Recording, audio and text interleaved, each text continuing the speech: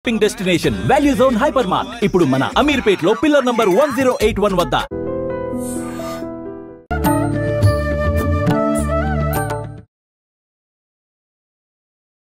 నమస్కారం, welcome to I dream. ధర్మ మార్గం విత్ విజిత కార్యక్రమానికి స్వాగతం. ప్రస్తుతం మనతో పాటు ఉన్నారు దివ్య విశ్వశక్తి పరివార్ ప్రచారకులు స్వామి ఓం స్వరూప్ గారు. ఇప్పుడు వారితో మాట్లాడి మరిన్ని విషయాలు మాట్లాడుకుందాం. నమస్తే అండి. దివ్యశక్తి స్వరూపులందరికీ కూడా దివ్య అనుగ్రహ ఆశీస్సులు. సాధారణంగా మనం మాట్లాడుకుంటా ఉంటాం, అమ్మవారి విషయానికి వస్తే రకరకాలుగా, అంటే శక్తి అని చెప్పి అమ్మవారనే కాదు, భగవంతుడి విషయమే కానివ్వండి, అంటే స్వామి విషయమే కానివ్వండి, అమ్మవారి విషయమే కానివ్వండి, ఆఖరికి మన ఒంట్లో ఎనర్జీ విషయానికి వచ్చిన శక్తి, అంటే ఏం మాట్లాడినా కూడా ఏదో ఒక శక్తి దాగి ఉంది అక్కడ. అసలు ఏంటి శక్తి అనేది ఏంటి? అమ్మవారి విషయానికే వస్తే ఆదిపరాశక్తి అని చెప్పి రకరకాల పేర్లతో పిలుస్తూ ఉంటాము. ఈ శక్తికి మూలం ఏంటి? ఇదంతా ఒక కన్ఫ్యూజన్గా అనిపిస్తోంది. ఎలాగూ నవరాత్రులు రాబోతున్నాయి, రకరకాల శక్తి రూపాలుగా అమ్మవారిని ఆరాధిస్తూ ఉంటారు. మరి మనలో ఉన్న శక్తికి, ఆ శక్తికి, ఆదిపరాశక్తికి, ఈ విశ్వంలో ఉన్న శక్తికి సంబంధం ఏదైనా ఉందా? అదంతా కూడా వివరించండి. అమ్మా, చాలా చక్కగా విపులంగా ఈ మీ ప్రశ్నలో సర్వము దాగి ఉన్నది. ఏ ఒక్కటో దానికి కదా, అన్నిటికీ లింక్ కనెక్ట్ అయ్యి అర్థం వచ్చేటట్టుగా అడిగావు. నీ ప్రశ్నించే విధానానికి నాకు సంతోషం వేస్తోంది. బాగుంది, థ్యాంక్ యూ. శుభం. శక్తి అనేటువంటిది ఎనర్జీ, ఇంగ్లీష్లో మాట్లాడుతూ ఉంటాం, పవర్. ఓకే, పవర్ అనే పదాలు, శక్తి అనే పదాలకి మూలం ఏమిటంటే, మూల శక్తి అనేది ఒకటి ఉన్నది. అది సర్వత్రా వ్యాప్తి చెంది ఉంటుంది.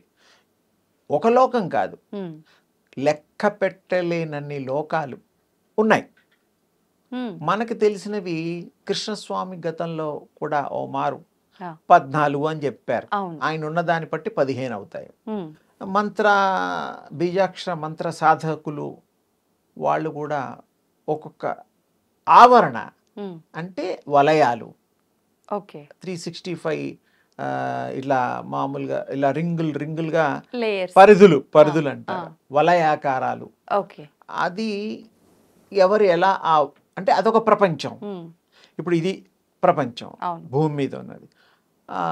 పైన చంద్రమండలం అదొక ప్రపంచం, సూర్యమండలం ఒక ప్రపంచం, నక్షత్రాలు అది ఇంకొక ప్రపంచం, నక్షత్ర మండలం అంటారు దాన్ని, తేజో మండలాలు, ఇలా ఎన్నో పేర్లు ఉన్నాయి. ఇప్పటి వరకు మనం కనుక్కున్నవి సుమారుగా 360 వరకు చెప్పుకోవడానికి వీలుగా.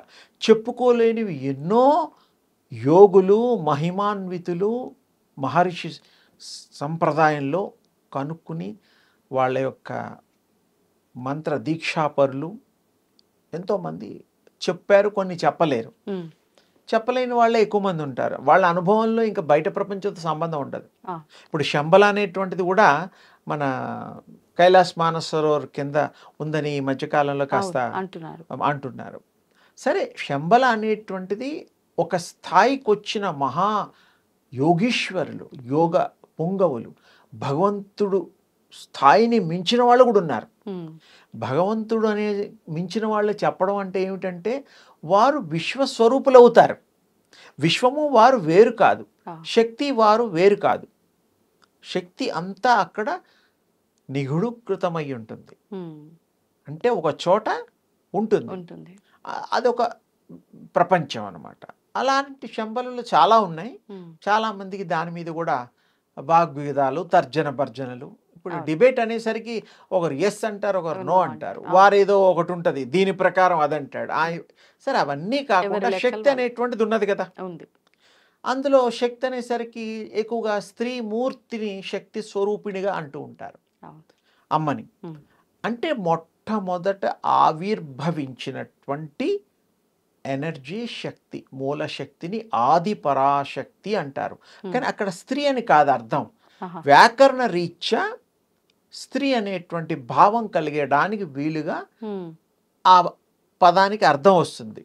శక్తి అనే పదానికి ఆది పరాశక్తి. పరాశక్తి అంటే ఆది అంటే మొదలు, పర అంటే ఇది కానటువంటిది వేరొకటి, శక్తి అంటే ఇవన్నిటికి పైన ఉండేటువంటి అద్వితీయము, అమోఘము, అనంతము, అజరామరమైనటువంటి సర్వకాల సర్వావస్థలందు ప్రవహిస్తూ ప్రసరిస్తూ వాటి యొక్క నిర్ణయాధికారాలు కూడా ఆ శక్తికే ఉంటాయి. ఆ శక్తి తన్ను తాను సృష్టించుకోగలుగుతుంది. మరి విష్ణు స్వరూపుడు కృష్ణస్వామి భగవద్గీత మనం విన్నాం. అందులో ఆయన ఏం చేశారు? విశ్వరూపం చూపించారు. మరి ఎన్ని దేవుళ్ళు, ఎన్ని రకాల అవతారాలు, ఎంతమంది, ఇటు అటు అటు విశ్వరూపం అంటాం. అర్జునుడికి అర్థం కాక ఆయన ఏదో అడిగారు, చెప్పారు. అది అందరికీ తెలిసింది కాబట్టి ఇంతటితో అంతవరకే చెప్తున్నాను. ఆ విశ్వరూపంలో ఏ విధమైనటువంటి ఆదియు అంతము అంటే ఇక్కడ లేదు అక్కడ ఉన్నది అనేది లేదు, అంతటా వ్యాపించినటువంటిది, అంతటా తానై ఉన్నటువంటిది, అంతటా తాను ప్రకటితమయ్యేటువంటిది. అంటే ఇప్పుడు భగవంతుడు కూడా రకరకాల రూపాలను తీసుకొని ఆయన తీసుకోగలుగుతాడు. ఏదో ఒకటి చేశాడే గాని శక్తిని శక్తిగానే ఉపయోగించలేదు. అంటే ఉపయోగించలేరా అట్లా?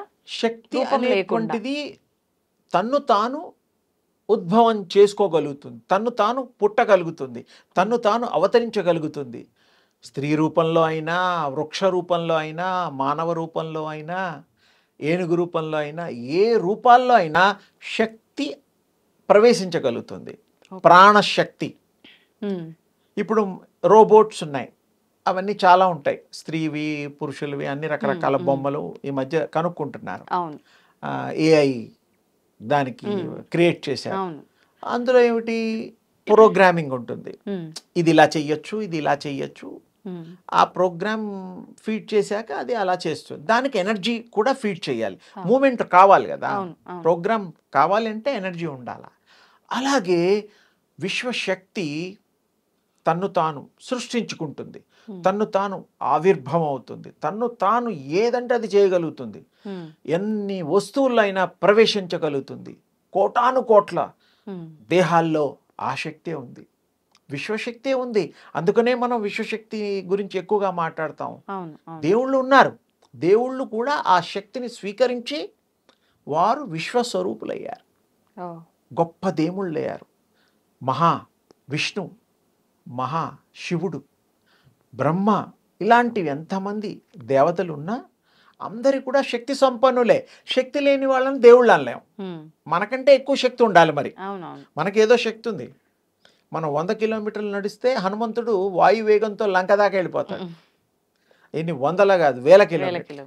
అంటే ఏమిటి? ఇక్కడ ఆయన అంతగా ప్రయాణం చేసే శక్తి, విశ్వశక్తి.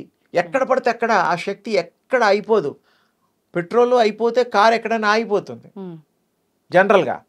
సోలార్ సిస్టంలో కూడా నైట్లో తీసుకొని, పొద్దున పూట తీసుకొని నైట్లో ఇస్తుంది. కొన్ని ఈ మధ్య నైట్లో కూడా సోలార్ సిస్టమ్లు కొత్త రకం కూడా వచ్చాయి. అప్పుడు కూడా ఎనర్జీ తీసుకోవడానికి వీలుగా కనుక్కుంటున్నారు. కొన్ని కనుక్కున్నారు, ఎక్స్పెరిమెంట్లు జరుగుతున్నాయి. సో ఇక్కడ ఆ శక్తి ఏ రూపంలో అయినా, ఏ వస్తువులో అయినా అలా ప్రయాణించగలుగుతుంది, ప్రవేశించగలుగుతుంది, బయటికి రాగలుగుతుంది. అందుకే యోగముచ్యతే, యోగం కంటే గొప్పది లేదు. దివ్య శక్తిని ఆస్వాదించండి, ప్రాక్టీస్ చేయండి అని నేను సూర్యోపాసన గతంలో మీ ద్వారానే ఎన్నో ఎపిసోడ్లు. అది ఏమిటి? ఎనర్జీని మీరు పొందడం. ఎలాంటి వాళ్ళైనా ఎనర్జీ లేకుండా ప్రపంచమే లేదు. శక్తి, నేను మాట్లాడుతున్నానంటే శక్తి, మీరు వింటున్నారంటే శక్తి, చూస్తున్నారంటే శక్తి, ఆలోచిస్తున్నారంటే శక్తి, నడుస్తున్నారంటే శక్తి. ఇవి ఏవైనా కూడా లేకుండా, శక్తి లేకుండా మనం ఒక్క సెకండ్ కూడా ఉండం. అంతే, ఊహకి అందనిది. అందుకని ఆ యొక్క ఆలోచనని కంట్రోల్ చేస్తూ ఆలోచన రూపంలో శక్తి ఉంటుంది. అండర్లైన్. ఆలోచన చేస్తున్నాము రాత్రులు పగళ్ళు, ఏదైనా పనిని, ఉద్యోగాలు, ఇంటర్వ్యూస్, ఏదైనా కానీ, బండి డ్రైవింగు, ఎనీథింగ్. అంటే ఆ శక్తితో మనము సమ్మిళితమై దాని సహాయంతో బతుకుతున్నాము, మరి ఇతరులను కూడా బ్రతికిస్తున్నాము. చివరికి ఈ దేహాన్ని వదిలి అది ఇంకో దేహాన్ని ఇష్టపడి వెళ్ళడం మన భాషలో చావు అంటారు. కానీ చావు అనేది లేదు. ఎక్కడ చావు అనేది మన భాష వాడుక పదం, అంతే. మృతం. అవును. ఈ బాడీలోంచి అది వేరే. వెళ్ళిపోతుంది. ఆత్మకి చావు లేదు, దాని ఇష్టం. భగవద్గీతలో కూడా అదే చెప్పారు, అవును. నాశన రహితుండని చెప్పాడు. ఉమ్. మరి ఎంత గొప్ప విషయాలు చెప్పారు. అందుకని శక్తికి ఎప్పుడు ఏమి ఉండదు, అది అజరామరంగా ఉంటుంది. అందుకని ఆ శక్తిని మనం ఉపాసిస్తే ఉమ్. ఏదంటే అది చెయ్యొచ్చు, ఏదంటే అది పొందొచ్చు, ఉమ్. ఏదంటే అది ఇతరులకి ఇవ్వచ్చు, ఇతరుల్ని బాగు చెయ్యొచ్చు. అంతే. ఏదని anything, A to Z, um. One in all, all in one అనేటువంటిదే దివ్య శక్తి అన్నమాట. అందుకని ఆ శక్తిని మనం ఉపాసన చేద్దాం, సూర్యోపాసన చేద్దాం. ఉదయించే సూర్యుని ఒక 20 సెకండ్లు అంతే. ఇలా చూడడం, ఆ బింబాలు వస్తాయి, ముద్రలు వస్తాయి. మీకు ఆ దివ్య శక్తి ట్యాప్ చేసుకునే, ఈ బాడీలో ఉండే ఒక శక్తి ఏదైతే ఉందో అది స్వీకరించే శక్తి ఉంటుంది. ఉమ్. ఎలాగైతే మ్యాగ్నెట్స్ ఉంటాయి, అవును. 2 మ్యాగ్నెట్స్ని ఇలా కొంచెం దగ్గరగా పెట్టండి, అది ఒక స్టేజ్కి వచ్చేసరికి పట్టేసుకుంటుంది. అవును. మళ్ళీ విడతీయండి, గట్టిగా లాగితే లాగాలి. ఫీల్ అవుతుంది, అంటే బలవంతంగా నన్ను లాగేసి విడిగా చేస్తున్నారని ఫీల్ వస్తుంది. అలాగే విశ్వశక్తికి కూడా మన బాడీలో ఉండే శక్తి కనెక్ట్ అయినప్పుడు ఆ శక్తిని ఈ శక్తి స్వీకరిస్తుంది. ఈ శక్తి ఆ శక్తి ఒకే శక్తి అయిపోతుంది. ఓకే. స్త్రీ పురుషులు వయో వృద్ధ భేదం లేదు, ఉమ్. చరాచర జీవరాశులు కూడా ఆ దివ్య శక్తిని స్వీకరించే శక్తి కలిగి ఉంటాము. ఉమ్. అది యాంటీనా లాగా అనుకోండి, కాసేపు మరి ఏది మీకు ఉపమానాలు అయితే ఆ ఉపమానాలు తీసుకోండి. ఉమ్. చాలా గొప్పది. మనలో ఆ భాష, ఎవరికి ఏ భాష కావాలంటే ఆ శక్తి మనకుంటే ఆ వాళ్ళకి ప్రసరింపజేస్తుంది, భావ ప్రకటన చేస్తుంది. ఉమ్. అంటే వీళ్ళు ఏమైతే అనుకుంటారో ఎదుటి వాళ్ళకి అర్థం అవడానికి వీలుగా మాటలు. ఓకే. భాష లేదు ఒకప్పుడు, ఇలా చేతులు సంజ్ఞలు చేసుకోవడమే. భాష వచ్చిన తర్వాత భాష మాట్లాడుతున్నాం. ఆ భాషలో ఇప్పుడు 1,60,000 చిల్లర భాషలు ఉన్నాయి ఉమ్. ప్రపంచవ్యాప్తంగా లెక్క పెడితే. ఓకే. అన్ని జాతులు, ఆ. ఎన్నో వాళ్ళ సంస్కారాలు, వాళ్ళ యొక్క సమాజాలు. అడవిలో ఉండే సమాజాలు తెలుసు, అడవి భాష వేరు, తండా భాష వేరు, అవును. తెలుగు భాష వేరు, అవును. హిందీ భాష వేరు, ఇంగ్లీష్ భాష వేరు, ఉమ్. ఉర్దూ భాష వేరు. వేరు. ఇలా మనం కొన్ని ఉన్నాయి. మన రూపీలో కూడా ఉమ్. ఎన్ని భాషలో 16, 18, 14 ఒకప్పుడు భాషల్లో ఉండేది రూపీ మీద ప్రింట్, ఓ. మన వాడే రూపాయల్లో. ఇప్పుడు నాకు తెలియదు, ఒకప్పుడు నాకు తెలుసు, ఆహా. ఇప్పుడు కూడా బహుశా ఉండొచ్చేమో, నాకు తెలియదు, చూడాలి. సో అంటే ఏమిటి, మీరు ఇప్పుడు చూడట్లేదా డబ్బులు? నాకు డబ్బులతో పనే ఉంటది. అసలు మీ దగ్గర ఏమి డబ్బులు అంటే ఇక ఉండవా? నేను ఎవరి దగ్గర తీసుకోను, ఆ. ముట్టుకోను, ఎవరికి రుణపడను. ఉమ్. అందరికీ మంచి చేయడానికి, మంచి మాటలు చెప్పడానికి, భగవత్ శక్తిని పంచి వాళ్ళ హృదయంలో పెంచి ఉమ్. వాళ్ళని మహా శక్తివంతులుగా చేయడానికి వీలైన ఉపాయాలు, ప్రాక్టీసెస్, యోగాలు, ఇలా మీ ముఖ ద్వారా వాళ్ళ యొక్క ఐ డ్రీమ్ కదా, వాళ్ళ ప్రతివాడు ఐ డ్రీమ్ అనుకోవాలి. నా కళ నెరవేరేటువంటి విషయాలు ఈ ఐ డ్రీమ్లో, విజితమ్మ తల్లి ప్రోగ్రాంలో తప్పకుండా మంచి మంచి విషయాలు మనం స్వీకరించడానికి ప్రోగ్రాం నిర్ణయాధికారాల్ని మా విజయమ్మ చేస్తుంది. కాబట్టి తప్పకుండా ఇది జరుగుతుంది. మాకేముందమ్మా, ఇప్పుడు మీరు అన్నారు అంటే శక్తి గురించి మాట్లాడుతున్నాం. కాదు, ఇప్పుడు డబ్బు విషయానికి వస్తే నేను ఎవరి దగ్గర ఏమి నేను తీసుకోను, ఎట్టి మీరు ఇస్తున్నారు కదా, మా రుణం అంటే మేము మీకు రుణపడిపోతున్నాం, మరి మేము తీర్చుకోవడానికైనా అంటే మీరు మళ్ళీ ఏంటంటే అమ్మా, ఇలా కూడా అనుకోవచ్చు కదా బంగారు, ఆ. మీకు పూర్వజన్మలోనే బాకీ ఉన్నారనుకోండి. ఓ. ఎప్పుడైనా ఒక బాకీ ఉంటేనే ఒక మనిషి డబ్బులు తీసుకున్నా, వస్తు రూపేణా, ఉమ్. రుణ రూపేణా, సహాయ రూపేణా. ఊరికే సహాయాలు ఎవరు చెయ్యరు. ఉమ్. ఉమ్. కొంతమంది మహనీయులు ఉంటారు, ఉమ్. దేవతా మూర్తులు.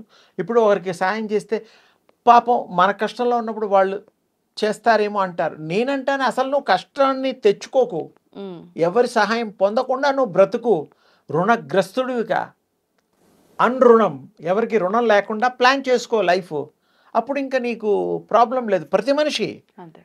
అందరూ ఇలా ప్లాన్ చేస్తే ఎవరికెవరు బాకీలు ఉండరు, ఉమ్. జన్మలు ఉండవు. అంతే. మళ్ళీ బాకీ ఉన్నందుకే కదా జామీన్లు ఇచ్చేవాడు నేను ఇవ్వకపోతే వాడిని పట్టుకుంటారు, అంతే. కోర్టులో కేసులు వేస్తారు. ఇవన్నీ అవును. లౌకికంలో జరుగుతున్నాయి. ఉమ్, అందుకని మనం ఎంత ఉంటే అంతే తినాలి. ఉమ్, గంజి తాగి ఒకప్పుడు బతకలేదా? అవును. మరి అందరూ పంచభక్ష పరమాన్నాలతో పుట్టలేదు. పుట్టలేదు. ఉన్నారు కొంతమంది తండ్రులు అదృష్టవంతులు, వాళ్ళు పుణ్యం చేసుకున్నారు. ఉమ్, వేరే వాళ్ళు పాపం అని అనడం లేదు, ఎవరు ఏది చేసుకుంటే అది అనుభవించాలి. అందుకని మనం మంచి చేసుకుందాం, మంచి అనుభవిద్దాం, అంతే. మంచిని అందరికీ పంచుదాం దైవ ప్రసాదంలాగా. ఇంకేం కావాలి? అవును. ఈ శక్తి అనేటువంటి దాన్ని కూడా మనం దివ్య శక్తి విశ్వ పరివార్ అనేటువంటిది ఏదైతే మనం అనుకుంటామో, ఉమ్, మరి దివ్యమంగా అందరికీ అద్వితీయంగా అమోఘంగా శక్తి సంపన్నులు కావడం కోసమే మా ఈ మరి ప్రయాణము ఈ ప్రపంచంలో ఈ యొక్క దాన్ని ఏమంటారు విశేషమైనటువంటి వారికి పరికరణ ఉమ్, అంటే వస్తువ, పనికొచ్చే వస్తువ అంతే. అనుకోండి. ఈ పరికరాన్ని యోగ పరికరాన్ని మేము అందించడానికి సూక్ష్మంగా ఎవరైనా తపస్సు చేసుకోండి వెళ్ళి అడవిలో అంటే ఈ రోజులో పోతారా? పెళ్ళం పిల్లలు వదిలి ఎవరు పోతారు? ఎవరు పోరు. పోరు. ఆ రోజుల్లో అంటే ఆ రోజులు వేరు, ఆ మనుషులు తక్కువ. ఇప్పుడు లగ్జరీ లైఫే కావాలి. అస్సలు అడవుల్లోకి వెళ్ళి కాయో పండో తిని బతకడం అదంతా అసలు ఎవరు ఇప్పుడు కోరుకోరు. లేదు. కానీ అన్ని తింటూ కూడా మీరు అది పొందొచ్చు. ఎలా?